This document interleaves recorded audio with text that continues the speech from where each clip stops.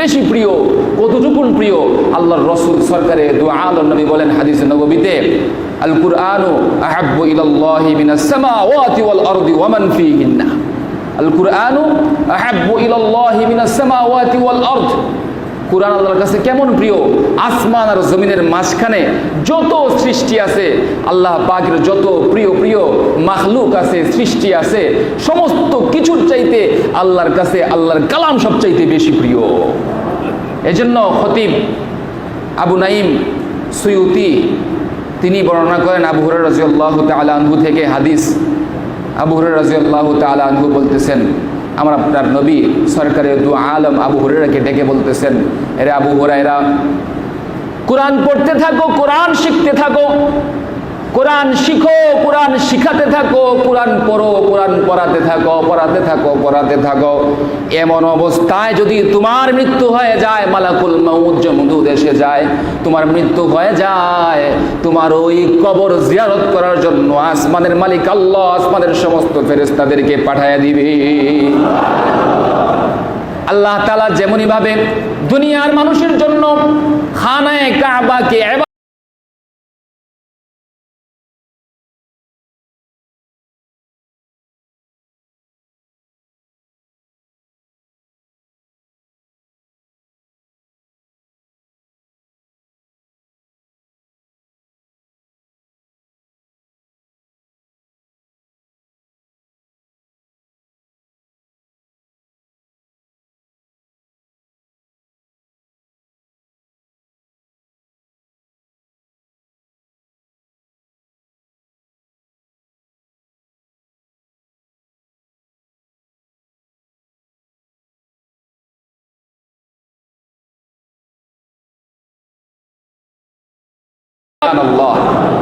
এদের বোঝা গেল কোরআন তেলাওয়াত করলে আসমানের মালিক আল্লাহ তার সাথে কথা বলে, কোরআন তেলাওয়াতকারীর সাথে কথা বলে।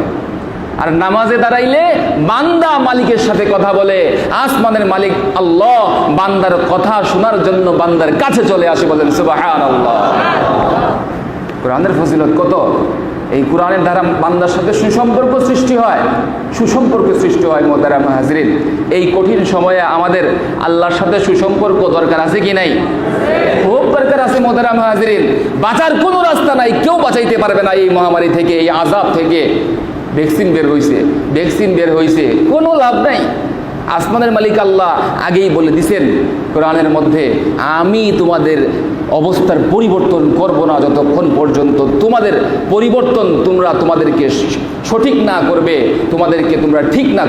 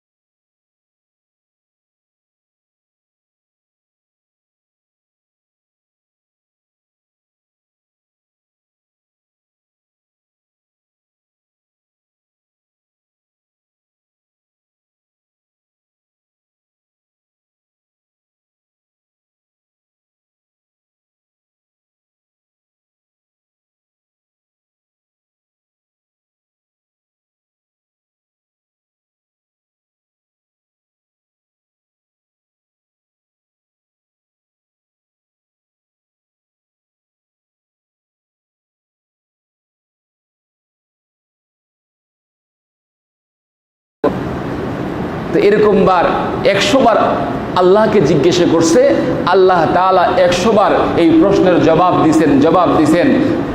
আমার সাথে নৈকট্য যদি হাসিল করতে চাও, আমার নিকটের যদি হতে চাও, আমার বিশেষ বান্দা যদি হতে চাও, তাহলে বেশি বেশি আমার কালামুল্লাহ শরীফের তেলাওয়াত করো, কালামুল্লাহ শরীফের তেলাওয়াত করো। সুবহানাল্লাহ। মোহতারাম হাজির, 99 বার শেষ হওয়ার পরে 100তম বারে গিয়া হজরতে ইমামে আহমদ বিন হাম্বল বলতেছেন, বুঝে পড়লে নাকি না বুঝে পড়লেও?